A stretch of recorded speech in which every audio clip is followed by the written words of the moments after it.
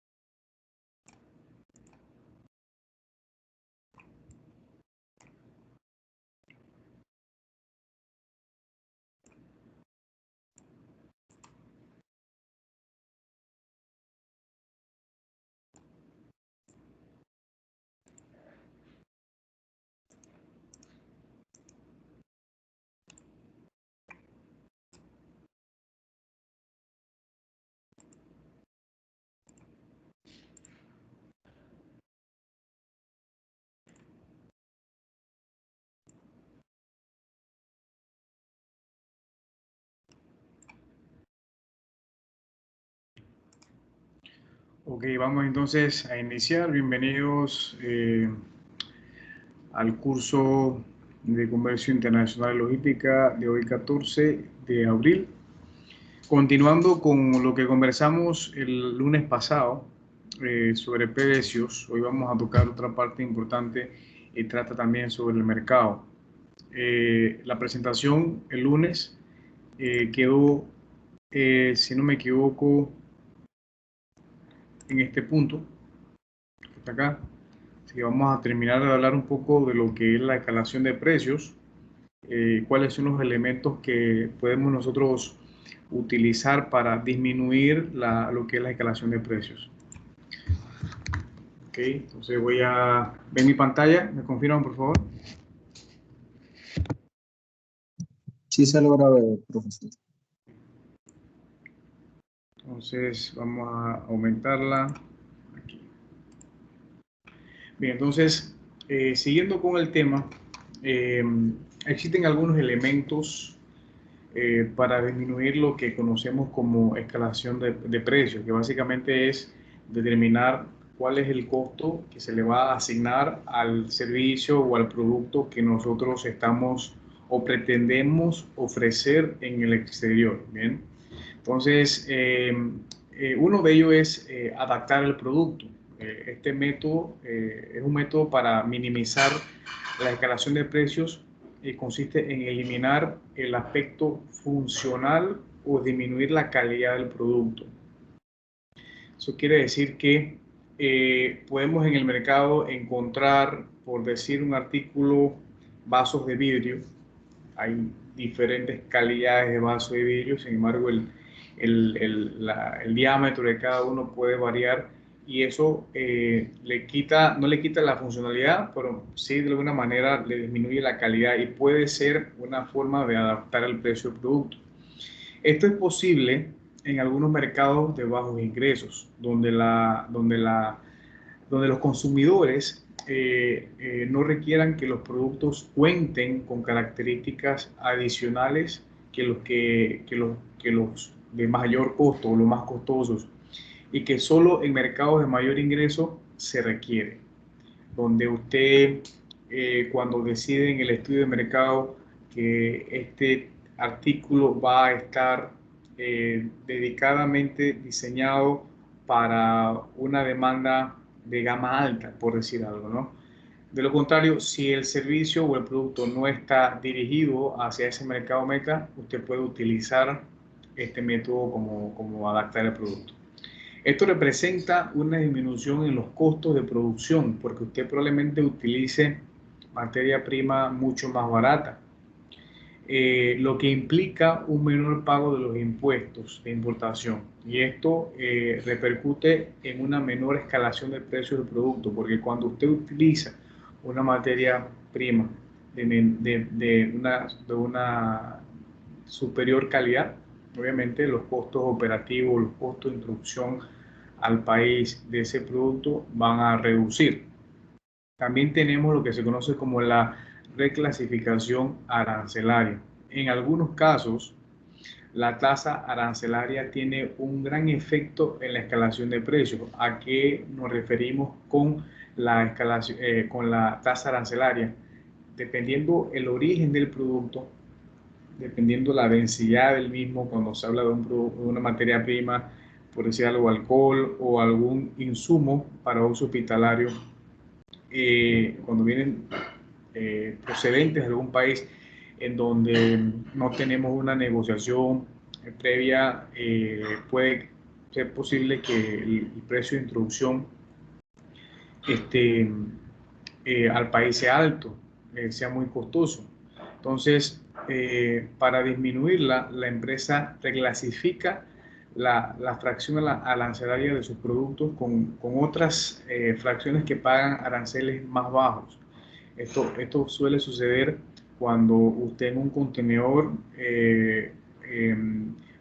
consolidado mezcla carga o decide utilizar un agente de carga en un punto hub y usted manda toda la carga hacia ese punto de recolección y usted trae insumos del mismo tipo de diferentes países de origen. Usted puede de alguna manera como que dice, jugar vivo y tratar de negociar con el aduanero que le declare de alguna manera mayor cantidad de producto de materia prima en donde el arancel sea más bajo.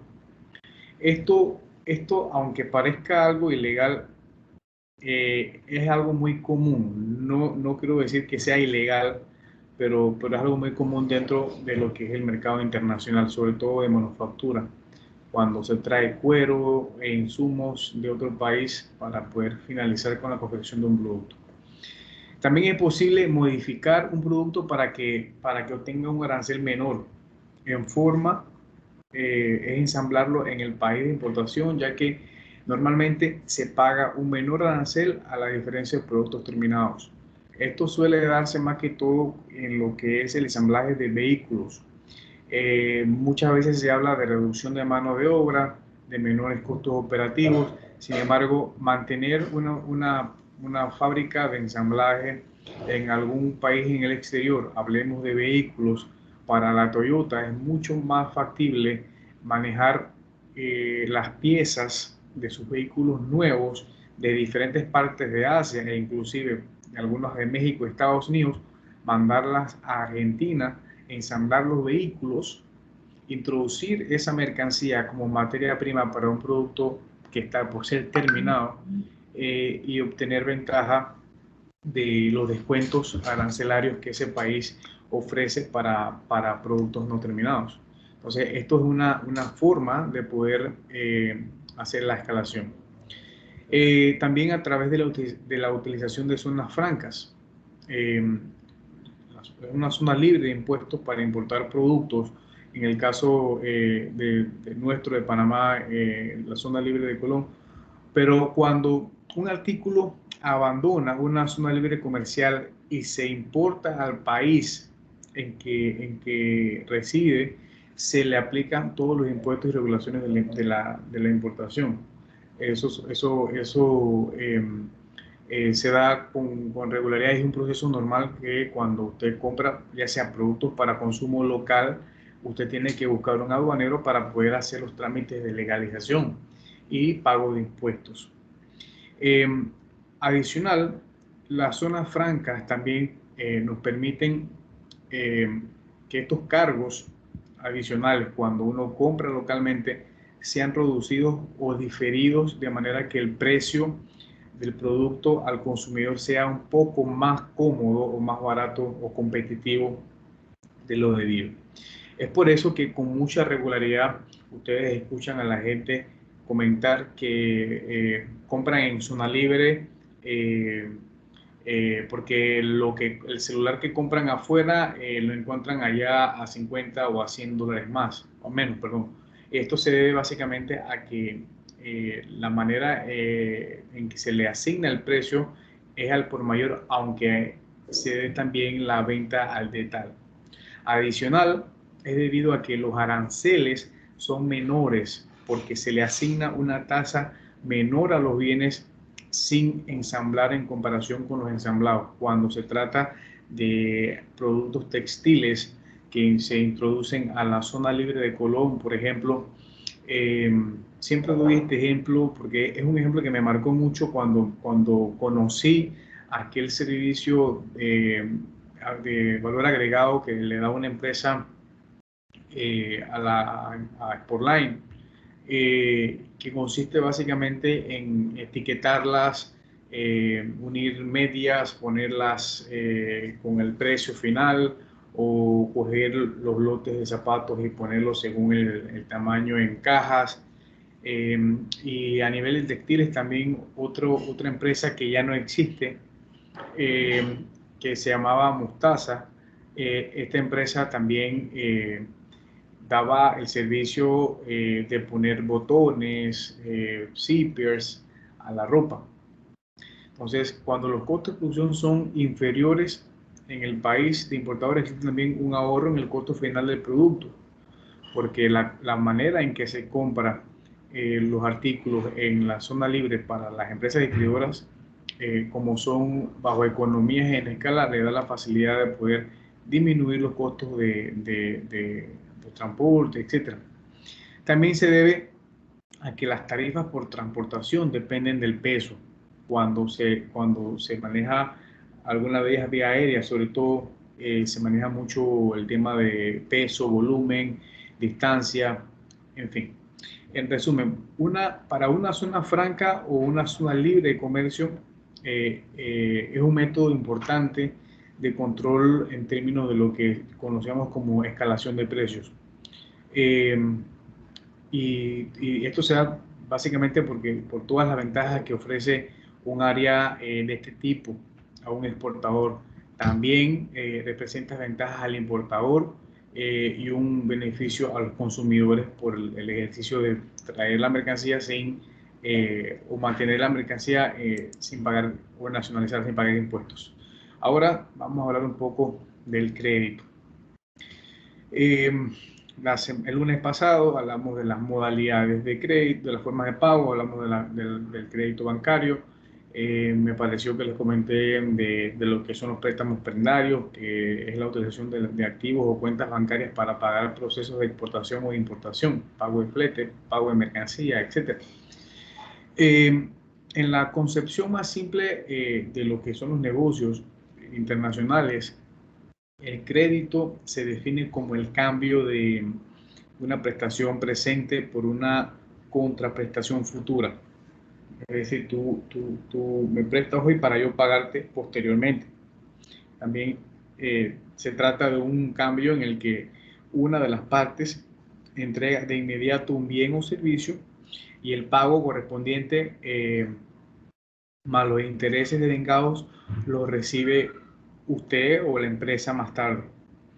Entre los beneficios que un crédito de comercio exterior otorga a las empresas, podemos encontrar temas económicos, temas legales, solución de temas de poca liquidez, por ejemplo.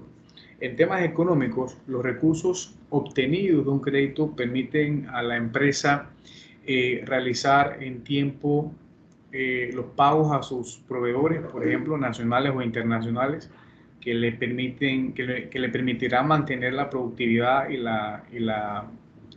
y le proporcionará una mejor situación para producir, almacenar y transportar y también negociar.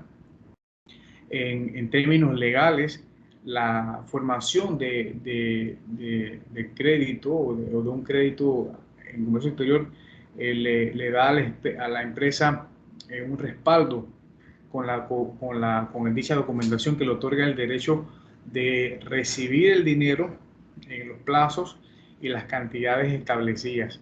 También se acuerda dentro de lo que es un crédito las obligaciones que se deben cumplir entre ambas partes, ya sea la tasa de intereses o el pago por cuotas.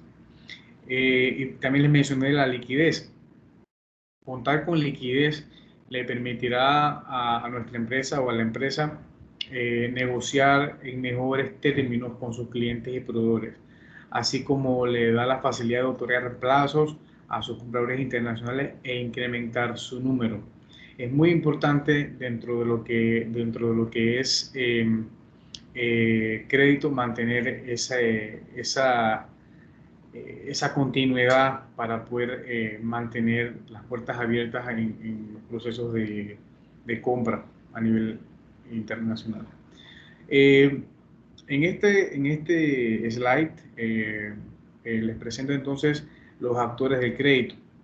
En un crédito ocurren varios actores como el sujeto de crédito, que viene siendo la persona física o legalmente en Panamá se le conoce como la persona jurídica o la persona natural.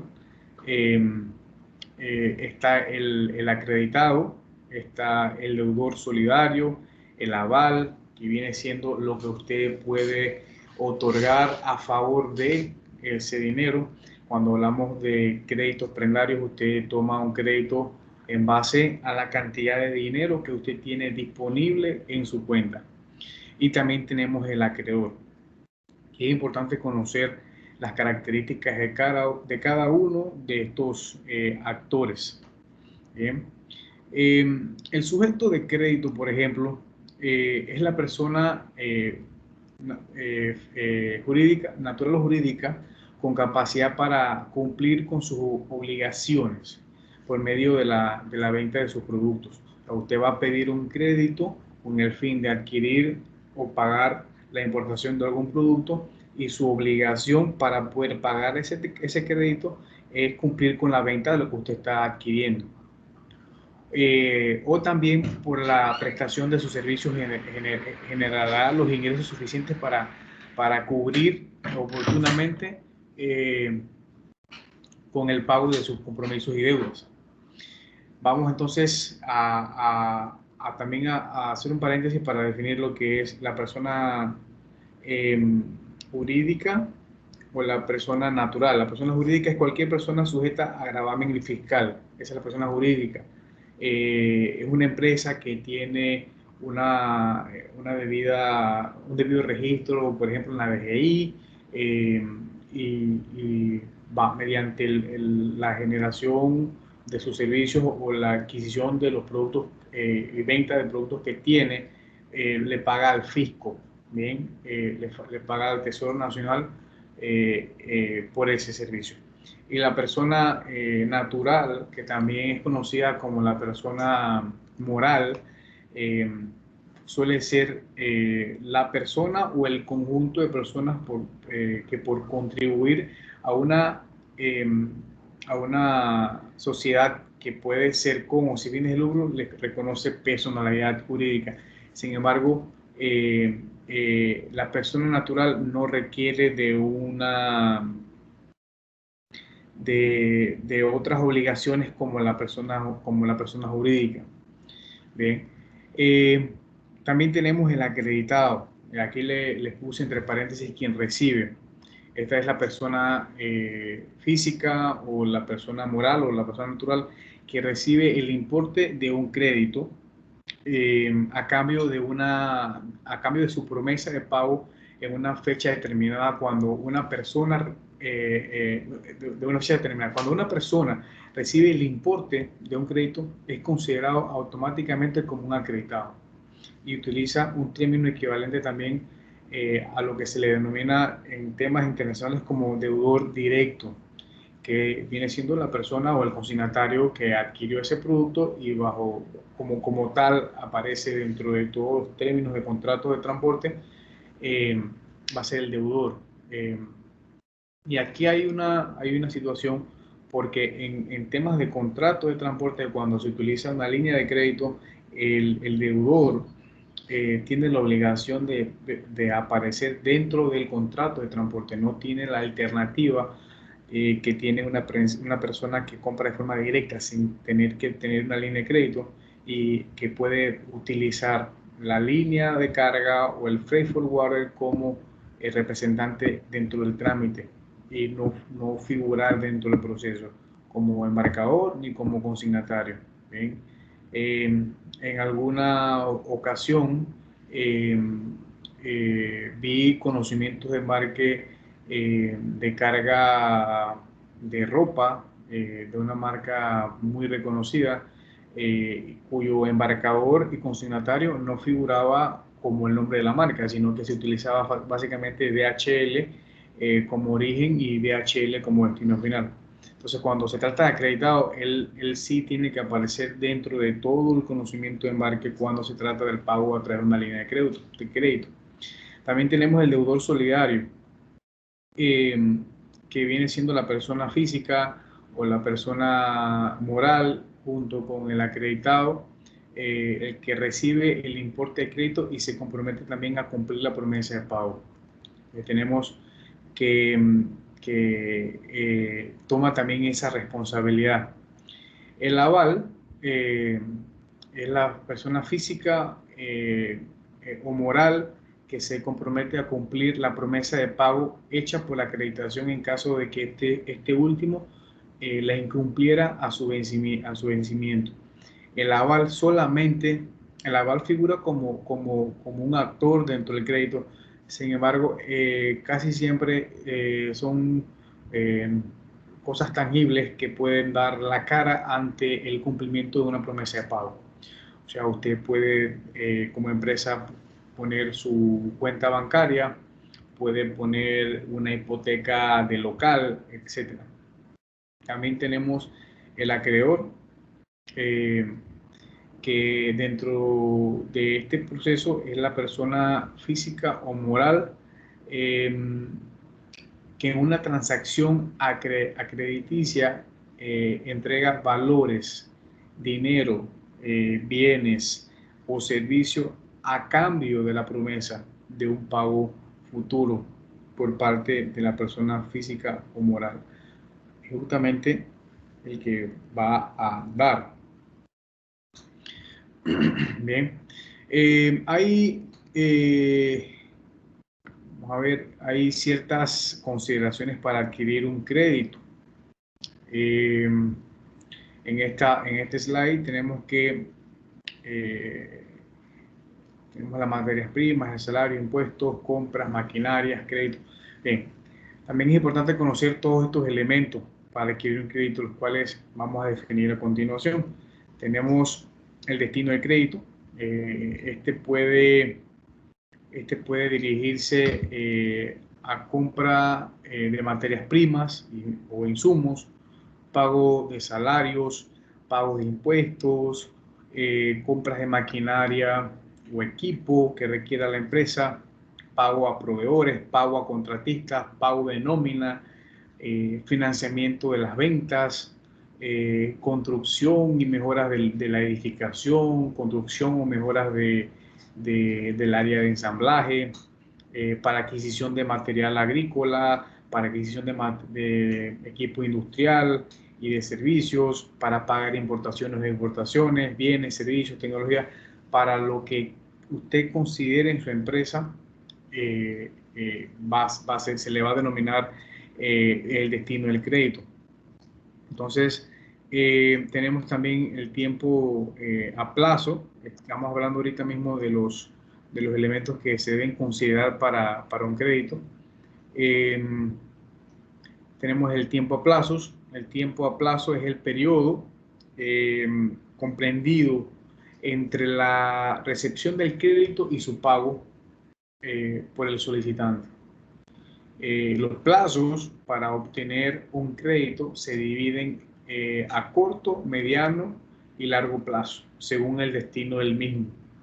También tenemos la tasa de interés. Esto es vital para poder consolidar el crédito, conocer cuál es la tasa de interés. La tasa de interés es la utilidad que genera el capital prestado por el tiempo que fue utilizado.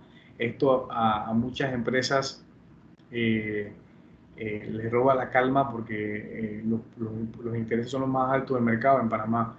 En cada país se aplican tasas de interés distintas debido a que la tasa reacciona ante la oferta y la demanda. Entre más empresas tengamos en Panamá con la intención de pedir una línea de crédito y pidiendo préstamos para mejoras de la empresa, asimismo va a ser de dinámico los intereses que vamos a tener en el mercado. Lo importante en todo este tema es conocer las tasas de interés por el crédito que se contrata y por el plazo para efectos de liquidarlo.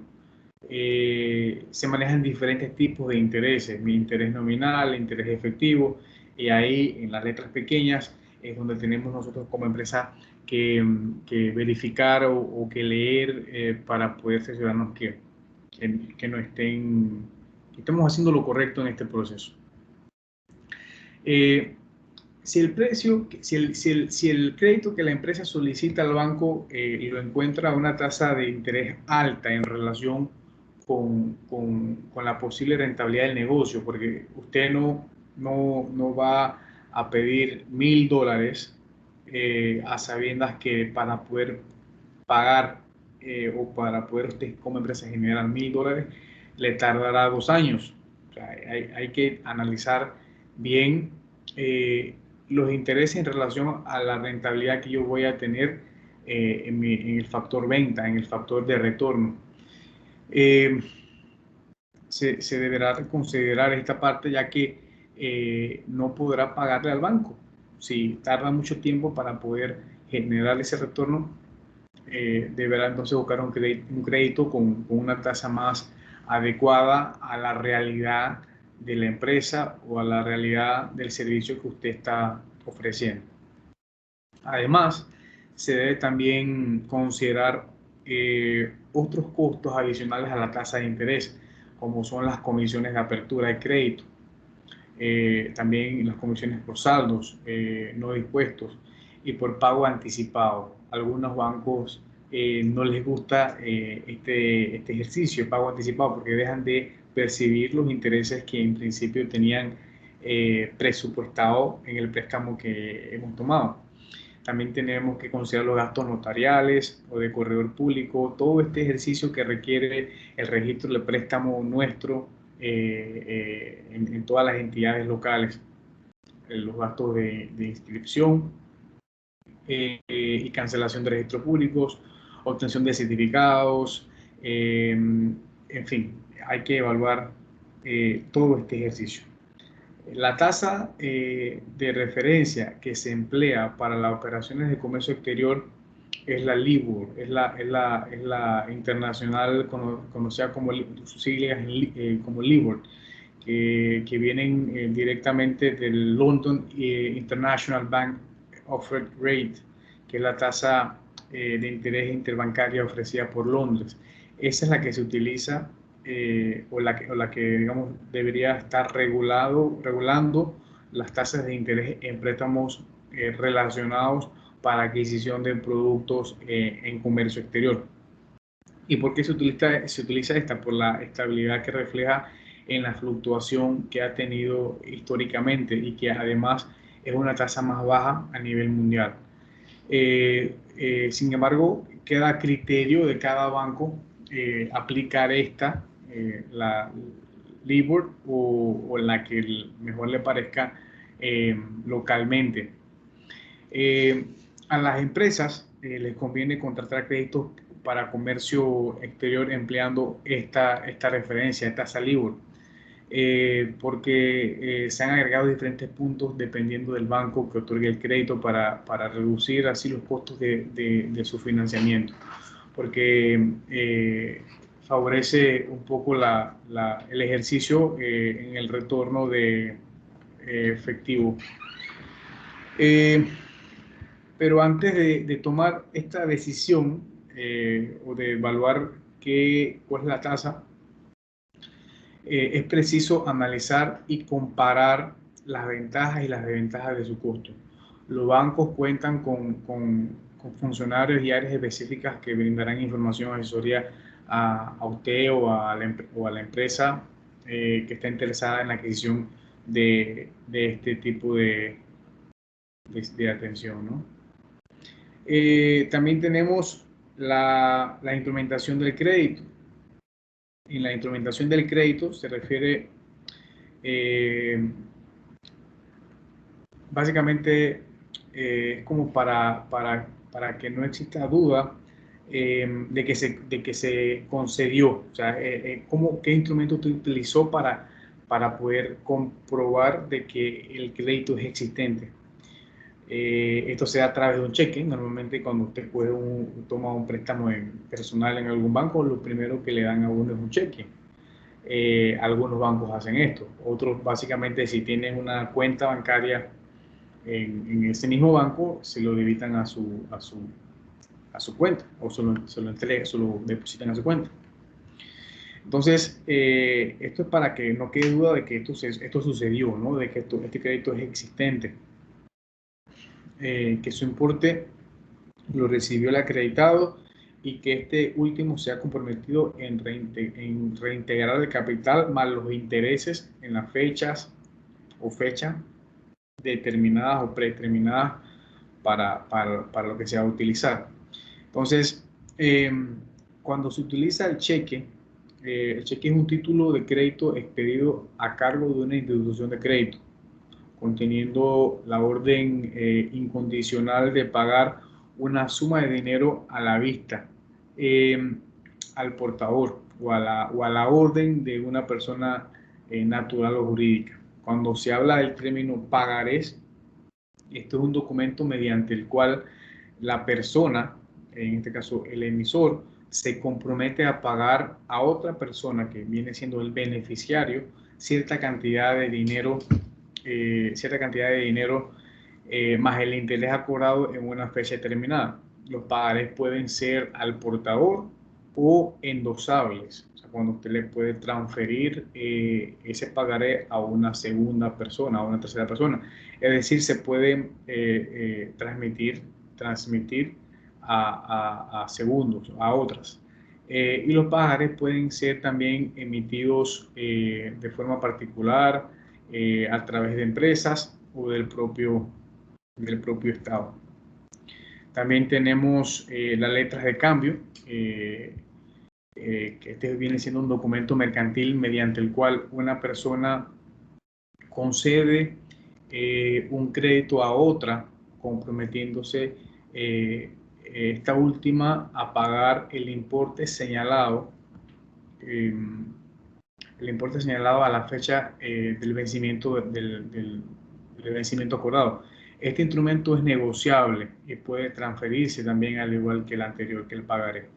Tenemos los contratos también. Este es un documento que especifica los términos que se han acordado al otorgamiento del crédito, la cantidad que se prestará, los plazos, la tasa de interés, y especifica los derechos y obligaciones tanto del que otorga el crédito como del que recibe el crédito. Este documento tendrá mayor validez solamente si se firma entre dos testigos o un notario. Que en Panamá, por ejemplo, antes se utilizaba mucho el, el, el fiador para préstamos personales. Hay muchos bancos que hoy día han dejado de utilizar esta figura y básicamente lo que hacen es eh, eh, aseguran los préstamos. Bien, entonces en este slide tenemos los tipos de créditos preferenciales para la exportación.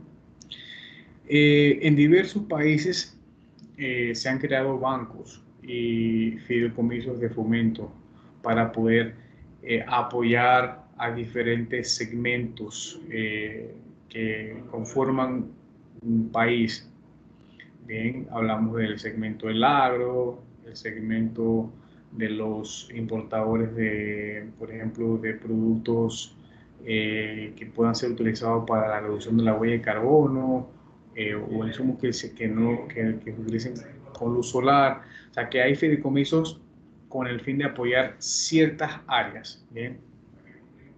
Y esto se hace con base en criterios contenidos en políticas emanadas de los gobiernos. Cada gobierno decide cómo utiliza su dinero y a qué área le da mayor, digamos, apoyo.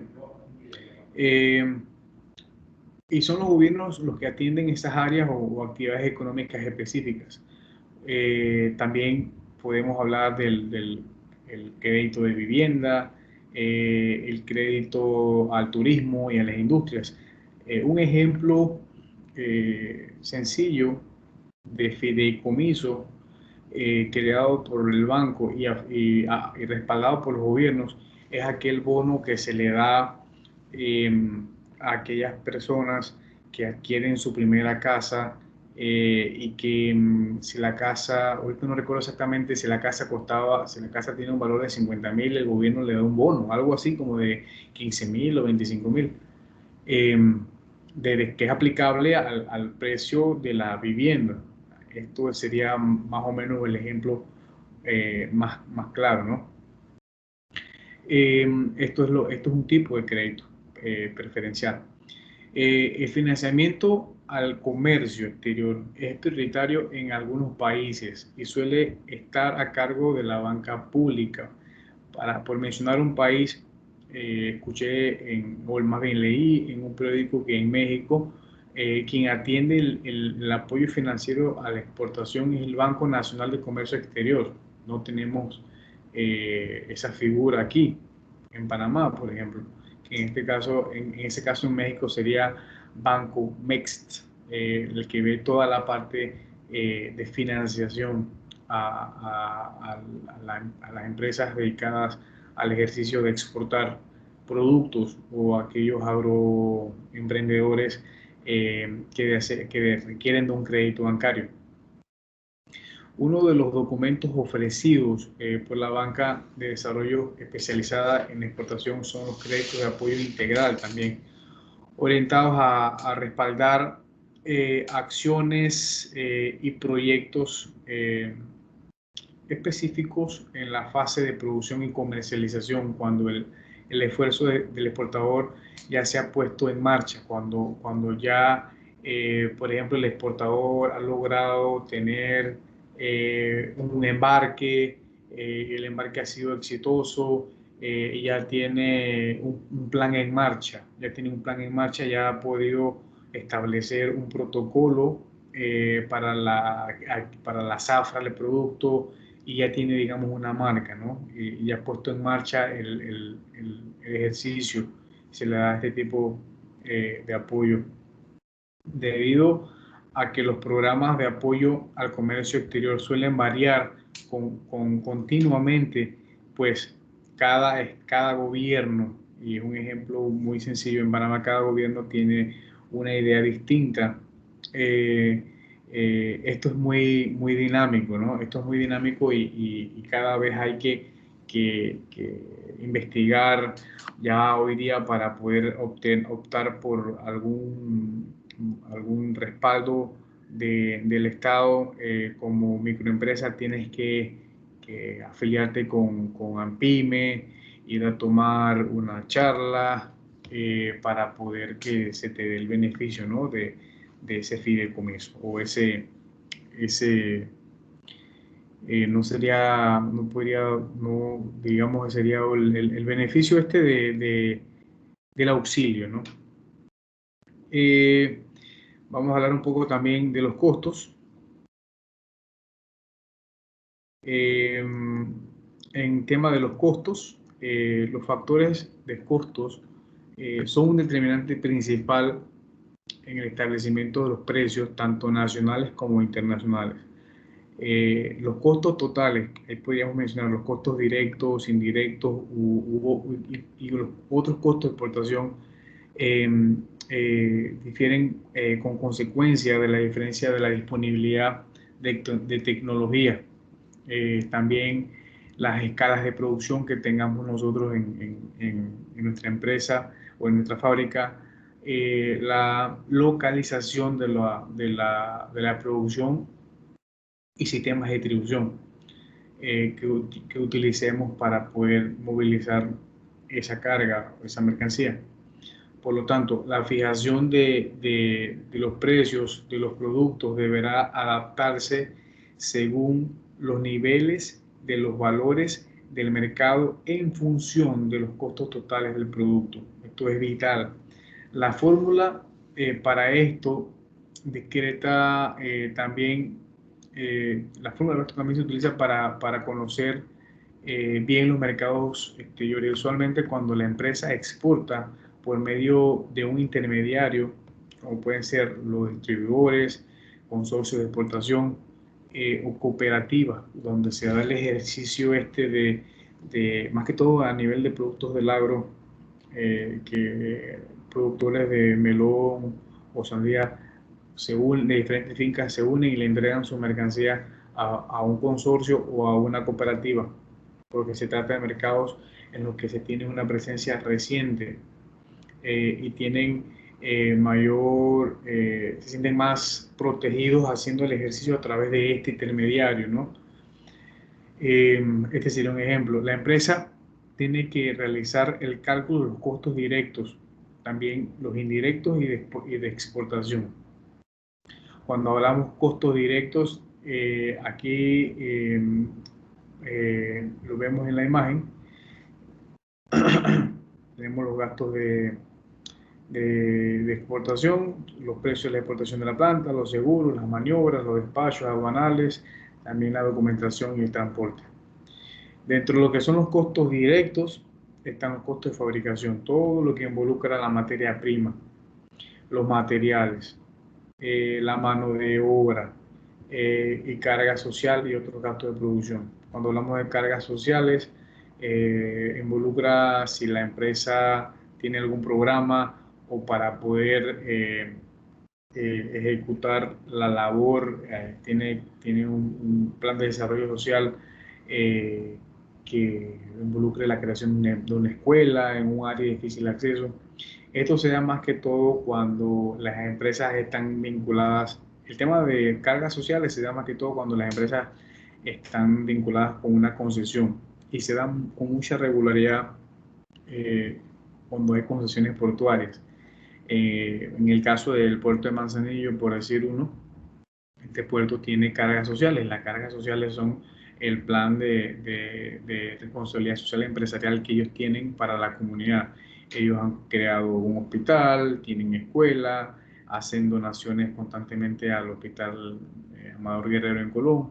Eso es una carga social que tiene que estar presupuestada y por lo tanto está dentro de lo que son los llamados costos directos. Entre los costos indirectos están todas estas investigaciones que usted tiene que ejecutar para poder determinar si conviene o no hacer ejercicio de la exportación, los gastos promocionales de ese producto, la adecuación del producto y el empaque, el registro de las marcas y las patentes, trámites diversos que involucre la emisión de certificados, por ejemplo, el desarrollo de instructivos para poder utilizar el producto, la capacitación, los estudios y certificados de calidad. Si usted como empresa tiene el interés de certificarse bajo una norma ISO, eso implica un proceso de capacitación y adecuación de su planta o de su fábrica, del área donde usted ejecuta su proceso de productividad.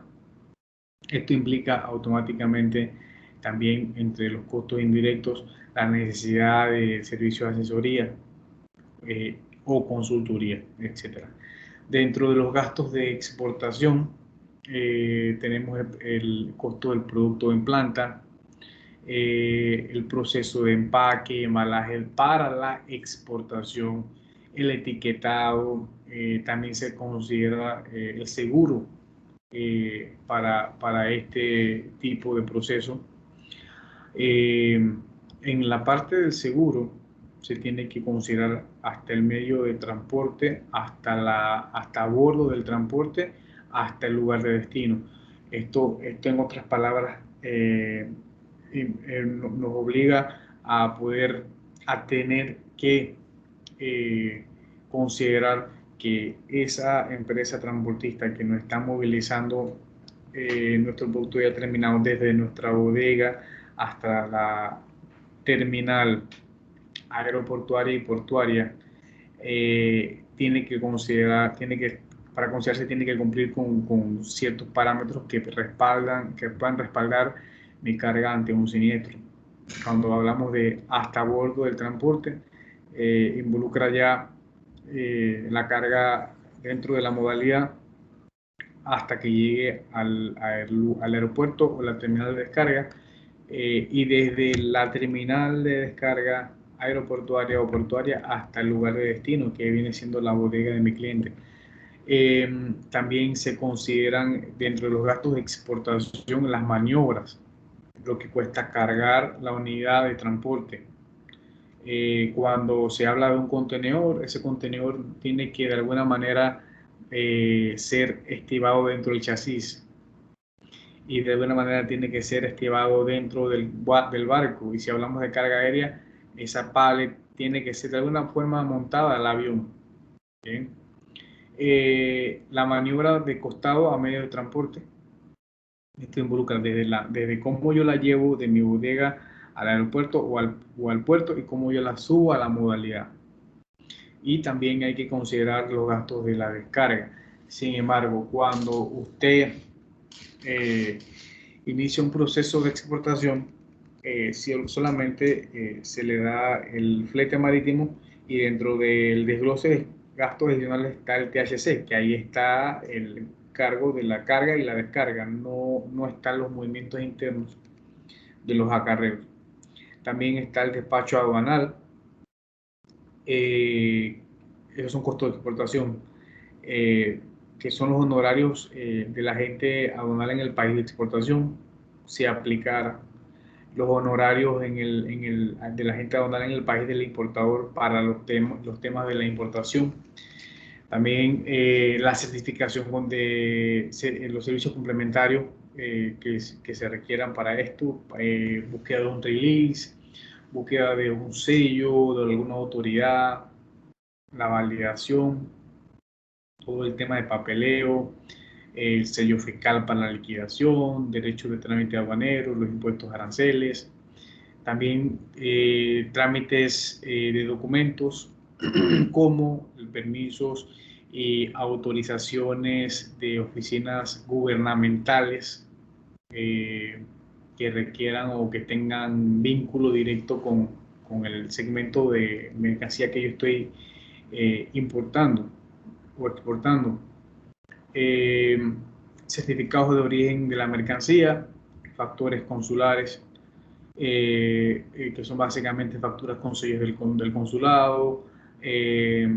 Aplica principalmente para destinos de Sudamérica, sobre todo Brasil, que requieren esto, ¿no?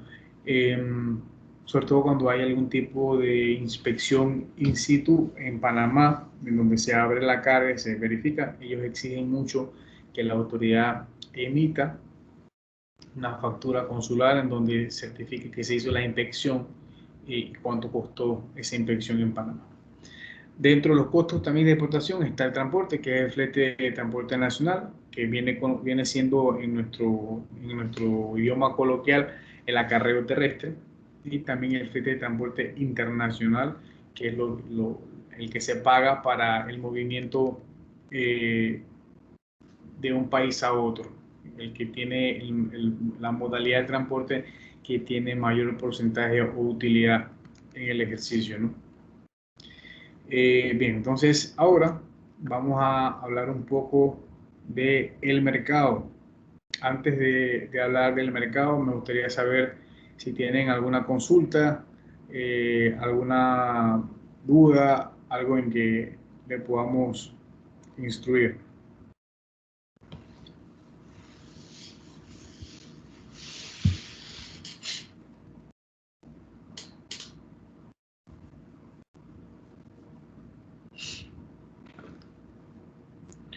Bien, bien, entonces vamos con el mercado.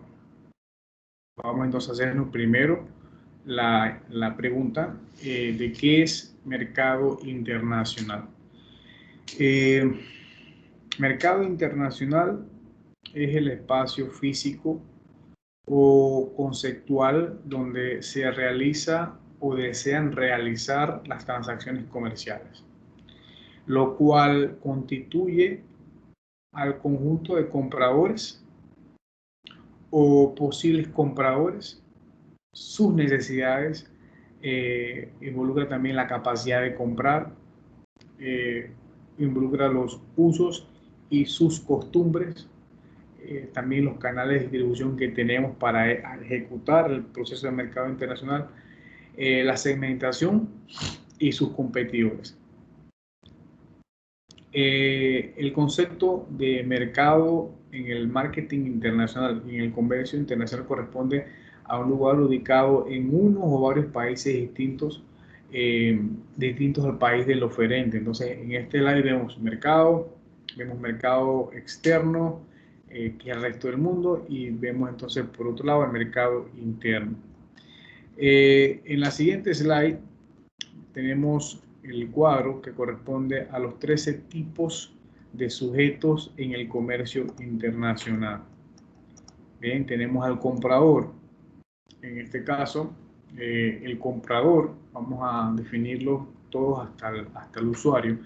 El comprador es la persona u organización que desarrolla la labor de adquisición, ya sea en su propio beneficio o para otro. El importador es la persona u organización radicada en el extranjero quien adquiere algún producto o servicio para ser consumido o utilizado dentro de su territorio. También tenemos en el punto 3 el exportador, que es aquella persona u organización que vende sus productos a compradores en el extranjero, ya sea de forma directa o de forma indirecta.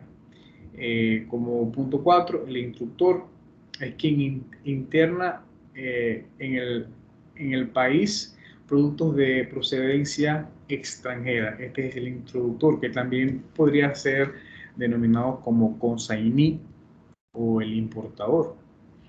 Tenemos el broker, que es un agente de comercio internacional que relaciona una demanda con una oferta entre sujetos de diferentes lugares en países, también en otros países también se le llama broker a los agentes aduanales.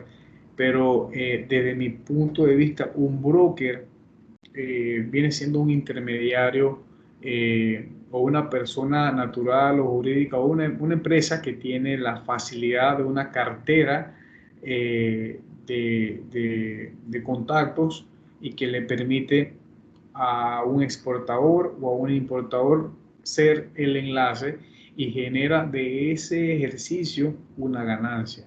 Eso para mí es un broker.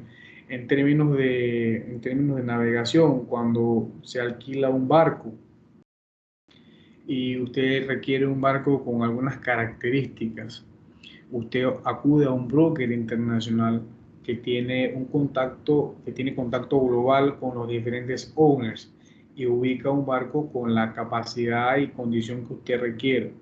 Entonces, en base a la negociación del operador, que es el que está alquilando la nave, y el owner, que es el dueño en español, él va a ganar un porcentaje por el ejercicio del contrato de charteo, que es la palabra utilizada para el término de alquiler en marítimo. También tenemos el agente aduanal, que es un individuo con personalidad jurídica que tiene el reconocimiento gubernamental, entre paréntesis, tiene una patente que se le otorga al Estado mediante un juramento, mediante el estudio de una licenciatura de aduana, para todo lo relacionado a gestiones de exportación o importación a nombre de terceros. Es el que tiene acceso al libro de aranceles y determina los costos de introducción que vamos nosotros a tener que asumir en este proceso de importación. Tenemos el apoderado aduanal, que es la persona empleada en una empresa para realizar funciones de gestión de importación o de exportación en beneficio de la empresa para la cual presta sus servicios de forma subordinada. Tenemos también el vista aduanal, que es un empleado público de aduanas que realiza la revisión física de la mercancía que se exporta o importa. Este actor solamente existe en aquellos países en donde la visita aduanera es física. Para que conozcan un poco más de este tema, cuando se ejecuta una importación, el Departamento de Atención al Cliente, que se dedica a hacer el Notified Party, que es la notificación de arribo a los consignatarios, hacen también una transferencia electrónica del conocimiento de embarque. Una transferencia electrónica del conocimiento de embarque y la consolidación de todos los conocimientos de embarque que se transmiten al sistema de aduana, que es el sistema CICE, genera un número de manifiesto. Ese número de manifiesto es el que posteriormente el apoderado aduanal va a alar para poder hacer el proceso de liquidación. Entonces, en Panamá, la visita aduanera es más que todo sistemática. O sea, no hay un funcionario en los puertos que se dedica a verificar físicamente o hacer físicamente el conteo de las cargas que dice el conocimiento de embarque. Entonces, El vista aduanal puede ser aplicable en países del sur, y más que todo en Venezuela. En Venezuela hay una congestión portuaria muy constante, pues ese proceso de visita aduanal implica la inspección de la carga y allá se da con mucha, no son muy flexibles. Si hay alguna discrepancia en lo manifestado en el conocimiento de embarque, esto puede ser objeto de, de multas y situaciones que involucran incluso la pérdida de la carga, el decomiso de la misma, porque hubo un error de manifiesto y se le olvidó a alguien poner algún pallet o algo que no estaba manifestado. Ese error puede costar incluso la incautación de la carga. También tenemos la empresa comercializadora internacional, que es aquella organización que realiza la promoción y todo lo que es la enajenación de productos adquiridos en uno o varios países para vender a otros. También tenemos el transportista internacional, que es una organización o una persona que traslada físicamente los productos entre dos o más países y opera diversos medios de transporte, ya sea terrestre, marítimo y aéreos. Tenemos también el cliente, que es quien adquiere repetidamente un producto para su consumo, para revenderlo o para utilizarlo en procesos de transformación. La satisfacción de un cliente implica que el producto o servicio iguale o supere las expectativas del comprador y le proporcione un valor total igual o superior al costo del mismo. También tenemos el consumidor, que es aquí el antepenúltimo, es quien se beneficia del uso de un producto tangible mediante la ingestión o, utilicemos otra palabra, mediante la utilización, dependiendo de las características de cada tipo de producto. Y por último tenemos el usuario, que es un término eh, análogo a lo que nosotros conocemos como consumidor, pero se diferencia en que el producto no es un objeto físico, sino que es un servicio o un trabajo hecho en beneficio de quien lo contrata. El usuario se clasifica en usuario personal y también puede ser usuario industrial. El usuario personal es aquel que usa el servicio para satisfacer sus necesidades o deseos propios. Y el usuario industrial usa el servicio como un insumo para el proceso de producción. Bien. Vamos entonces ahora a ver un poco sobre los factores y datos básicos para la selección del mercado meta, pero antes me gustaría hablarle del perfil del cliente en el mercado exterior, el cual consiste en la enumeración la enumeración relativa de sus características. Profesor, Ajá. una pregunta antes de continuar. Para lo de la inspección, entiendo que no se hace inspección física en Panamá, sino solo documental Ajá, en aduanas. es sistemática. Cuando, digamos, usted tiene una importación eh, y el aduanero le dice que el BL no está disponible, regularmente a la línea o a la empresa de transporte le llaman y le dicen, no, que el BL no está disponible, le hace falta la visita aduanera.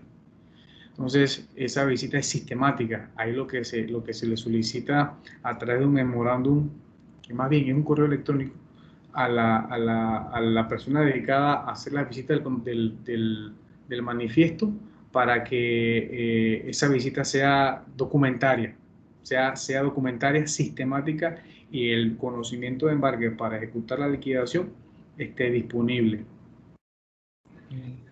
Y eso es diferente a ¿hay inspecciones aleatorias a contenedores por parte de aduanas o eso no se da? Ok, ahora bien, para el tema de la liquidación, que es el pago de impuestos, esa es documentaria sistemática.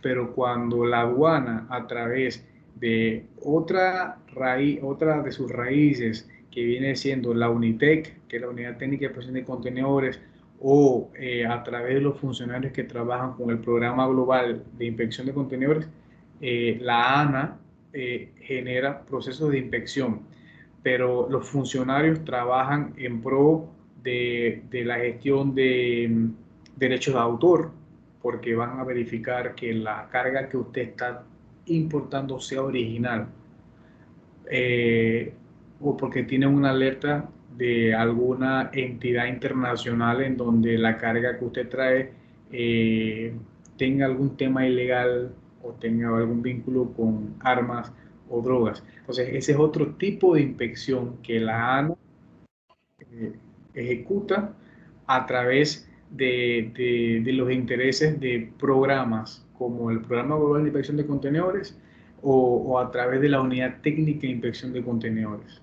¿Hay una inspección o sello de bomberos? ¿Esa cuándo aplica? Esa inspección y sello de bomberos aplica solamente para cargas explosivas, para cargas que tengan algún tipo de tema peligroso. Por ejemplo, Por ejemplo, cuando en Panamá, específicamente en Balboa, les hablo de un ejemplo un ejemplo de una experiencia que yo tuve y me acuerdo exactamente del sello y la inspección de los bomberos.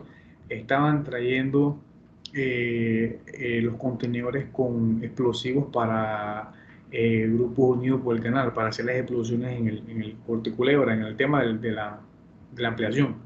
Entonces, ese tipo de mercancía no tenía, no podía estar en el predio portuario por mucho tiempo.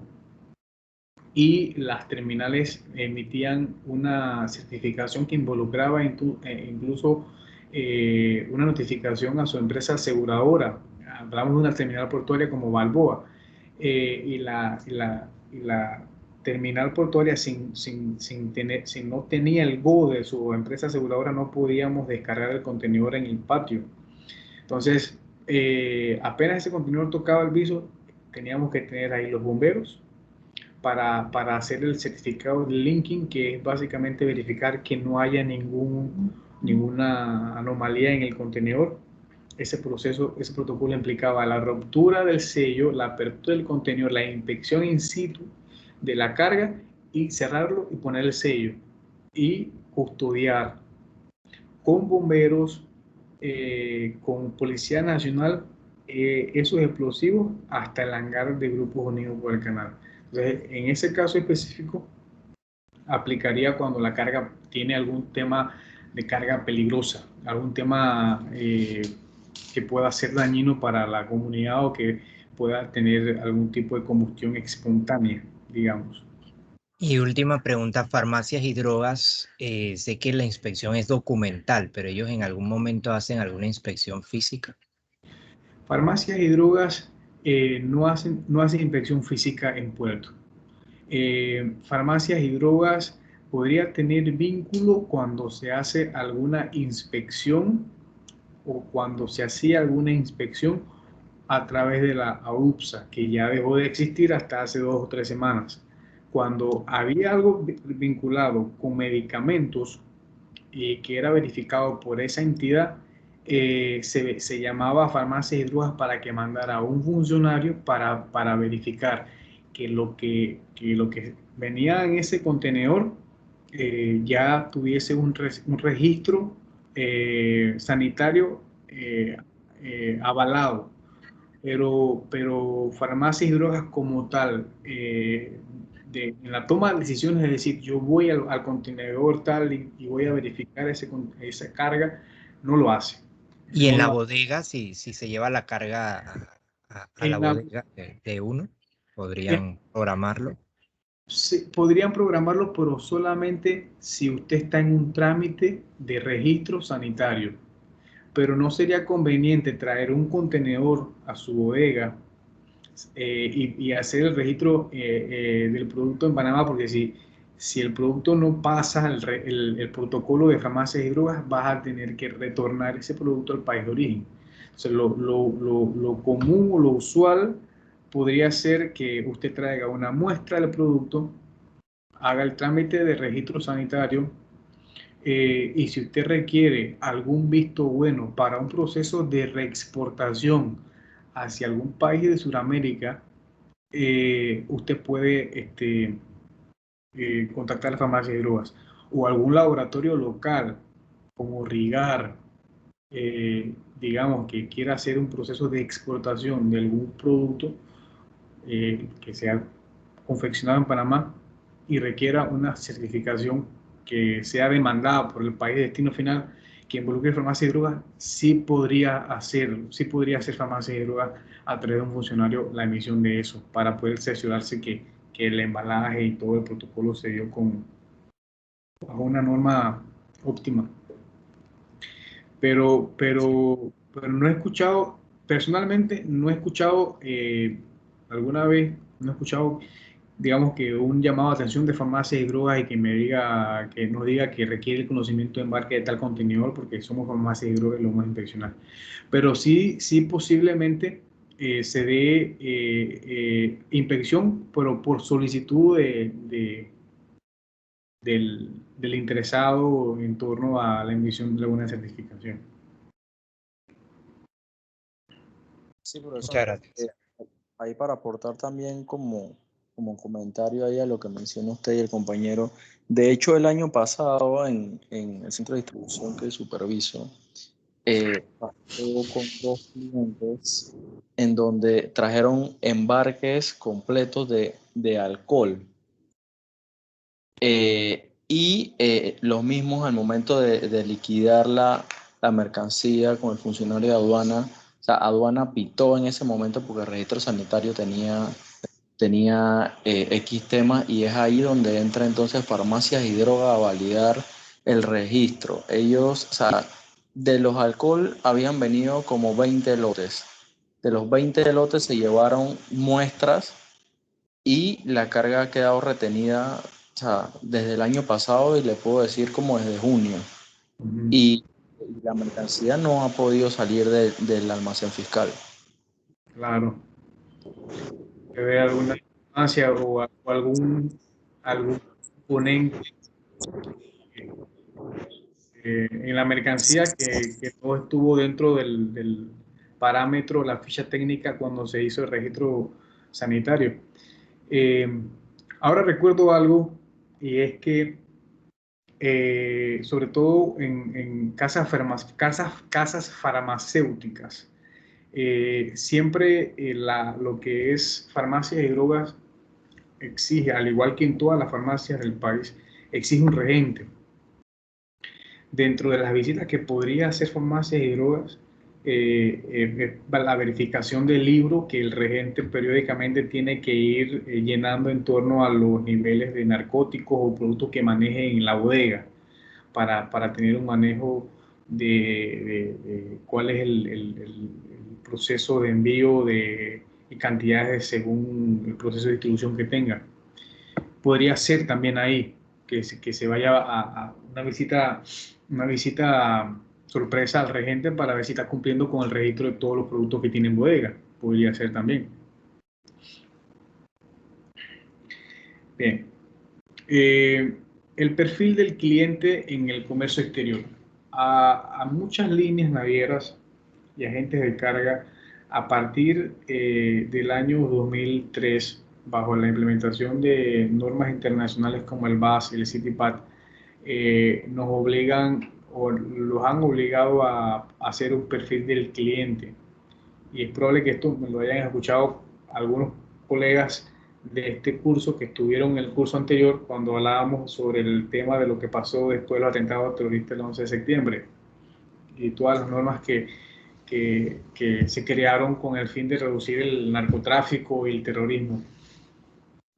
Y se trataba básicamente de que en el pasado a las líneas navieras, a los agentes de carga, solamente le interesaba hacer el deal, conseguir el cliente, y no se interesaban mucho en la parte de conocer o hacer un perfil del cliente. Hoy día usted no puede confirmar un booking a un cliente nuevo sin ir a hacer una visita, porque ya la línea y la gente de carga tiene que cerciorarse de que la unidad de transporte va a ser bien utilizada. Va a ser bien utilizada y que el cliente tiene la capacidad de espacio para poder albergar ese contenedor o poder hacer el ejercicio, simplemente verificar que ese cliente existe. Ya no es tan fácil hacer empresas ficticias y utilizar los contenedores para otro tipo de actividades. No es tan fácil. No es imposible, pero no es tan fácil. Entonces, para esto se ha creado el perfil del cliente. Y de hecho, a nivel de líneas navieras y de agentes de carga, hay listas negras en donde estos perfiles son notificados para que una con otra puedan cuidarse, y cuando reciban un perfil misterioso puedan dar la alerta y decidir confirmar o no el booking de exportación. Si históricamente hay alguna sociedad anónima, alguna empresa que ha estado involucrada en un proceso de narcotráfico o lavado de dinero en el exterior, que ha involucrado daño a la marca, porque cuando se habla de daño a la marca es que si un contenedor de la naviera Maersk es encontrado con droga y sale en los periódicos, la naviera Maersk es la que está en todos los periódicos del país. Entonces, esta lista negra se utiliza más que todo para poder mitigar este tipo de cosas y bloquear de alguna manera el negocio ilícito. Entonces se crean estos perfiles de cliente, que básicamente consiste en la enumeración e importancia relativa de sus características. Definir el perfil de un cliente hace asertiva la labor de aproximación. Es la labor esta en donde el vendedor verifica el lugar y se cerciora de que esto existe, de que esto va a ser, este negocio es real. Pero también se debe considerar el ejercicio en donde hay muchas empresas, sobre todo en zonas francas, en donde no necesariamente tienen que contar con un espacio o una dársena de maniobrabilidad para la recepción del equipo, sino que simplemente ejecutan las ventas por showrooms, y sus entregas son de fábrica al consignatario sin tener que traer la carga a Panamá. Eso se da mucho en Panamá Pacífico y en algunas áreas de zona libre. El perfil del cliente tiene un impacto directo sobre lo que compra y cómo lo compra el cliente. Entonces, vamos a ver cuáles son las etapas que componen el perfil del cliente o los elementos, ¿no? Tenemos la etapa del ciclo de vida del cliente. En este proceso se analiza las peculiaridades en el comportamiento de compra desde el principio hasta, o sea, desde que digamos que es niño hasta que es anciano en las diversas categorías de consumidores. Aquí estamos hablando del mercado meta de la persona, ¿no? Ya no estamos hablando de la empresa como tal. Aquí hablamos de niñez, de adolescencia, de estado civil, en fin, de toda la parte de su vida íntima, ¿no? De pendientes, si tiene matrimonio, si es soltero, es divorciado. Esto se ejecuta más que todo para poder evaluar el mercado meta al detalle del producto. Tenemos la educación. En la educación aplica a la selección de un cierto tipo de productos. Cuando se supone que entre mayor nivel de educación tiene una persona, mayor interés por calidad de producto debe tener. Esto es variable. Sin duda hay gente que entre más estudia, parece que van retrocediendo. Esto es normal. Esto sucede en algunas ocasiones. El nivel de ingreso también, esta es otra de las etapas de lo que es el perfil del cliente. El nivel de ingreso se relaciona directamente con la capacidad de compra de productos o servicios de diferentes niveles de precios. La edad del cliente también supone cierto tipo de necesidades y deseos entre los diferentes rasgos que tenga de edad del cliente, en tanto que para una persona adulta algunas cosas pueden no tener mucho interés en comparación de que para una persona joven. También tenemos otro elemento como el estilo de vida. Esto nos orienta mucho al tipo o a la forma de consumo del cliente. Si es deportista, si muestra patrones diferentes al de las personas de aficiones artísticas, cómo es el estilo de vida de esa persona para poder determinar esto. Y la ocupación. La ocupación, puesto que personas con diferentes ocupaciones o actividades profesionales presentan patrones de consumo distintos. Es común observar que las personas dedicadas a actividades de alta tecnología adquieren un mayor número de artículos con niveles tecnológicos sofisticados. O sea, entre tú más conoces tecnología, mayor interés tienes en tener el último artículo. Entonces, aquí en esta parte vimos dos partes. La parte de lo que es el perfil del cliente, viendo desde el punto de vista de un proceso macro de exportación cuando se hace la visita in situ de la empresa, y también vimos la parte al detalle de lo que implica un estudio de mercado para poder analizar el perfil del cliente en el mercado meta. Factores básicos para la selección del mercado meta. Aquí tenemos este slide. En este punto, en la selección de los mercados meta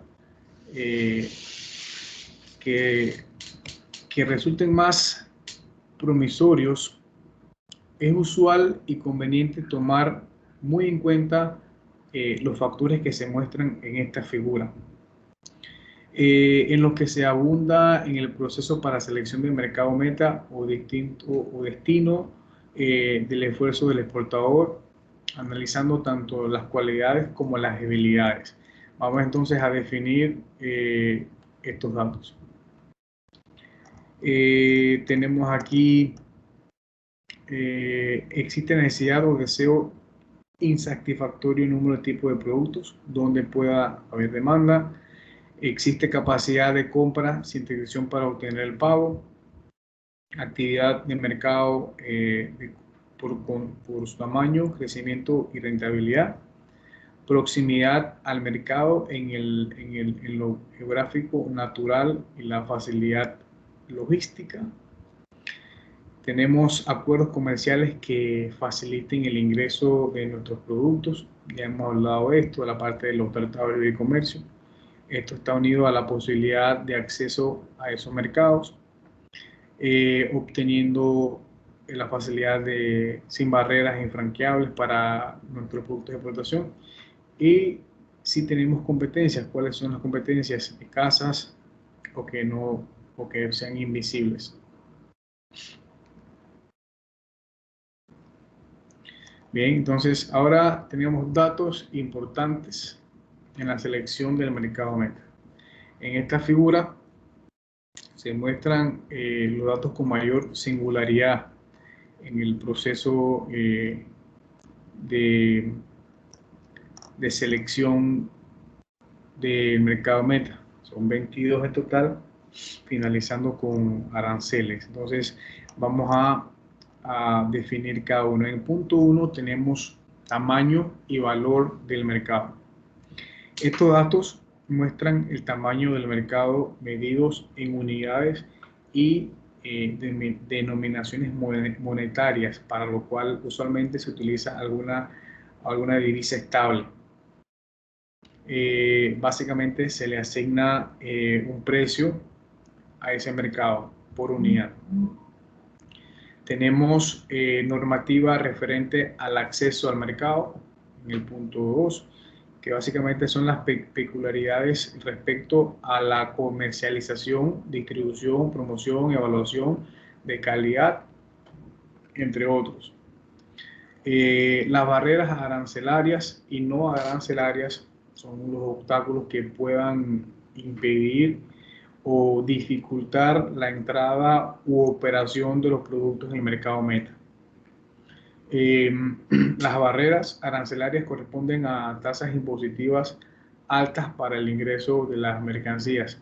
Cuando hablamos de tasas impositivas, son los números o el número o la cantidad de dinero que que exige el Estado para poder hacer el proceso de nacionalización. Tenemos también el perfil de los consumidores, todas aquellas características de los consumidores. En su caso, compradores que tengan relevancia en la demanda del producto o productos que se desean comercializar en el mercado meta. Se tiene que evaluar bien el perfil de estos consumidores para poder tener una idea de qué tan eficaces podríamos ser en el proceso de satisfacción de la necesidad. La competencia, el nombre del competidor y sus productos, cuáles son sus fortalezas, debilidades, el famoso análisis FODA de la competencia para poder determinar cuál es la participación del mercado y sus estrategias. El análisis FODA incluye fortalezas, debilidades y amenazas. Nos ayudan mucho para poder determinar cuáles son de nuestra competencia. Los precios son regulaciones de precios, nivel de precios de los productos de la competencia. Se evalúan también los precios de los canales de distribución y márgenes de intermediación. Hay que hacer un análisis muy detallado de los posibles costos que generan a nuestra competencia en términos de movilización y todo esto. Para ello hay empresas que se dedican a hacer este tipo de estudios de consultoría. Perdón. Tenemos aspectos culturales, se relacionan con la posible demanda de los productos, así como los valores culturales que se deberán observar en el diseño del producto, la promoción y la comercialización. Características del producto, relación de normas, especificaciones y requerimientos específicos que conviene que el producto satisfaga para que opere en el mercado meta y sea atractivo a los posibles compradores. Tenemos también apoyos financieros, que son básicamente el respaldo económico disponible para el exportador, ofrecido tanto por las entidades oficiales como las privadas. Aquí hablábamos hace un momento de los créditos, por ejemplo, es un ejemplo muy claro. El Producto Nacional Bruto, el ingreso per cápita, la estabilidad económica y social. El PNB, que es el Producto Nacional Bruto, y el PIB y el ingreso per cápita son indicadores básicos de la capacidad económica del mercado meta. ¿Sí? Eso da luz a qué tan factible y qué tantas facilidades puede tener nuestro mercado meta en la adquisición de lo que estamos tratando de introducir. Libertad o control de cambios. La información sobre las relaciones cambiarias con el fin de asegurar la convertibilidad de los pagos. Tratados de acuerdos con el país del mercado meta con el fin de aprovechar el trato preferencial que incremente la competitividad internacional del producto y reducir las cargas fiscales y los gastos de trámite. En el punto 13 tenemos los apoyos logísticos, que es el respaldo institucional público o privado en transporte. También puede darse en tramitación de aduanera, en temas de seguros, en formas de pago internacional y demás aspectos, digamos, que estén conexos para hacer llegar el producto al cliente en las mejores condiciones y asegurar el pago respectivo al exportador. Logística requerida en el punto siguiente. Transporte internacional de la mercancía, ya sea transporte terrestre, marítimo, aéreo o multimodal, el cual involucre una, dos o más modalidades de transporte, las formas de pago, en especial cartas de crédito, seguros, trámites aduaneros, de certificación de calidad, de origen, obtención de cuotas, de exportación, diseño de embalaje, entre otros. Todo esto es logística requerida, todo lo que involucre este protocolo. En el punto número 15, costos de logística. Esto involucra tarifas de transporte, seguros, servicios de agente aduanal y cargos conexos a este protocolo de logística. En el punto 16, protección de la propiedad industrial. Todo lo que es normativa, prácticas y acciones reales para la protección de la propiedad industrial en el mercado meta. Perdón. En el punto 17 tenemos medios y costos de promoción.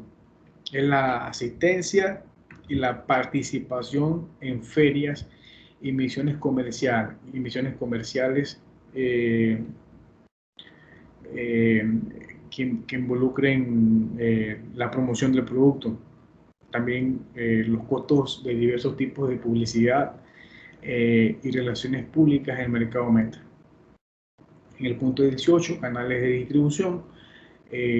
Son conductos para hacer llegar el producto al comprador final, ya sea distribuidores, mayoristas o minoristas. El punto 19, relación con posibles clientes de mayoreo, nos permite realizar marketing directo en aquellas organizaciones que por su actividad comercial pueden ser importantes compradores, ya sea de uso o para la reventa. Este ejercicio es muy común. El siguiente, el punto 20, etiquetas de los negocios y costumbres comerciales. Este punto comprende todos los comentarios que sean útiles y que faciliten las acciones para tener mayor impacto en la promoción y en la contratación internacional dirigida a la exportación. Tenemos 21, la proximidad geográfica y cultural. Es la proximidad y la disponibilidad de transporte entre el país del exportador y el país del importador. Y por último, los impuestos, podríamos decir que son los aranceles a la importación en el mercado meta y cuando aplique a la exportación. Bien, este es el último slide que trata sobre el mercado meta.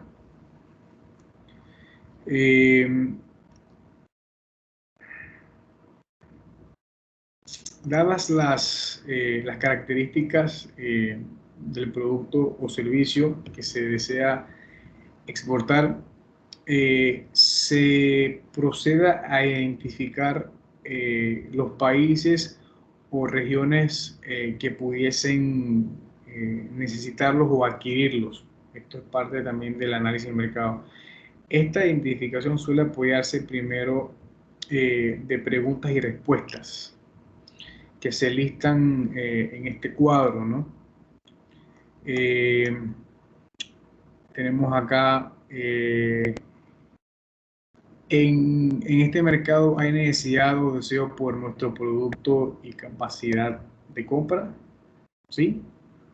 El mercado es atractivo, la necesidad o deseo puede convertirse en demanda real. que sea atractiva. Y si no hay necesidad o deseo, es muy poco posible y probable hacer alguna importación exitosa. Este país importa el tipo de producto que deseamos importar. Si la respuesta es no, es muy probable que no exista algo que es posible que haya algo que imposibilite la exportación a ese mercado meta, porque si históricamente a esta fecha no hay algo similar, hay algo que está limitándonos. Si la respuesta es sí, las importaciones nos dicen que hay mercado interno y que probablemente su oferta interna no satisface la demanda. ¿La competencia es escasa o débil o se cuenta con alguna ventaja competitiva? Si la respuesta es no, si la competencia es fuerte y no se cuenta con alguna ventaja competitiva, el fracaso es casi seguro. Si la respuesta es sí, implica la posibilidad y la facilidad de captar una porción de la demanda. Nuestra siguiente pregunta: ¿existe un acuerdo comercial y o no hay barreras significativas? Si la respuesta es no, sin un acuerdo comercial y barreras, el comercio exterior se dificulta el ingreso a este mercado. Si la respuesta es sí, implica la posibilidad de acceso al mercado meta sin barreras que no obstruyan nuestro ingreso. ¿La normativa de este país hace factible operar allí? Si la respuesta es no, si no se cumple con la normativa del mercado meta, difícilmente se podrá operar en ese mercado. Si la respuesta es sí, existe posibilidad de operar en ese mercado. La antepenúltima pregunta: ¿se cuenta con proximidad al mercado y o facilidades logísticas? Si la respuesta es no, se hace difícil y cara la logística de exportación. Si la respuesta es sí, hace fácil accesar a los mercados. Y la última: ¿ese mercado es seguro o estable? Si la respuesta es no, corre riesgo. Si la respuesta es sí, esto incrementa la posibilidad de operar en dicho país. Bien, vamos a quedar en este slide el día de hoy. Este tema lo vamos a finalizar el próximo lunes, para ya también tener el cierre del curso. Me gustaría saber si tienen alguna duda de lo que hemos conversado hasta este momento, alguna sugerencia de lo que vimos hoy.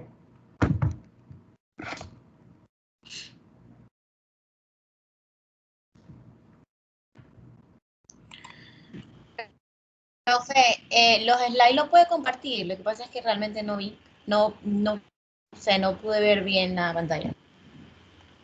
Ok, yo se los paso de una vez. Tengo la presentación aquí. Se los voy a pasar por WhatsApp. ¿Está bien por WhatsApp o lo ocupa por correo? No, por WhatsApp, por correo está bien. Ok, yo se lo mando entonces al grupo de WhatsApp. Profesor, o las grabaciones de las clases, el link los estará pasando Bien, próximamente. tengo un tema y no sé si se dieron cuenta que yo tuve que meterme al grupo de este Teams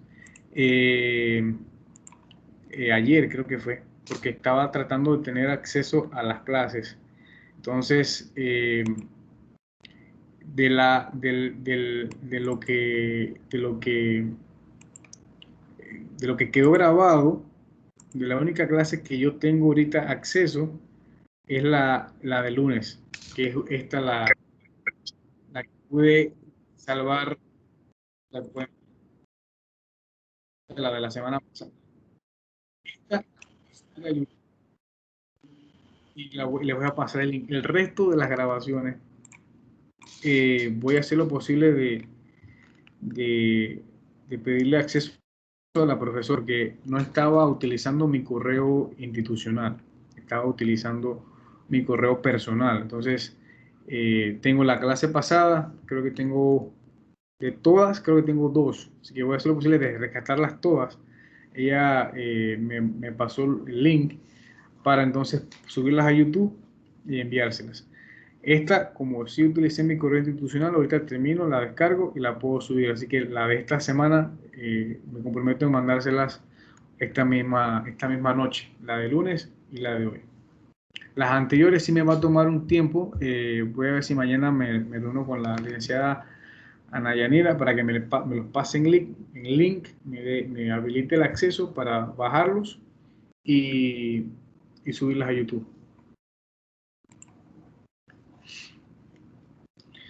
En WhatsApp, entonces les confirmé que el material de estudio va a ser de la página 1 a la 22. De la página 1 a la 22. Ese es el material que van a estudiar. Parece bastante material, sin embargo, la letra es bastante grande, no se asusten por eso. Hay algunas ilustraciones también. Vamos a hacer esa prueba entonces el lunes. Tan pronto finalice la parte que me hace falta del tema de mercado.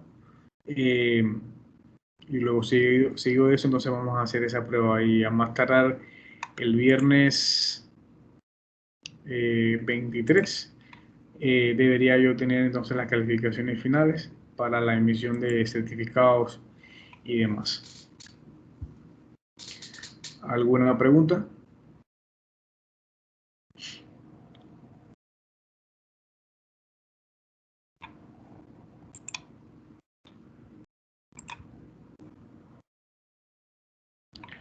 Bien, nos vemos, si Dios lo permite, el próximo lunes a las 6 de la tarde. Que tengan buen fin de semana.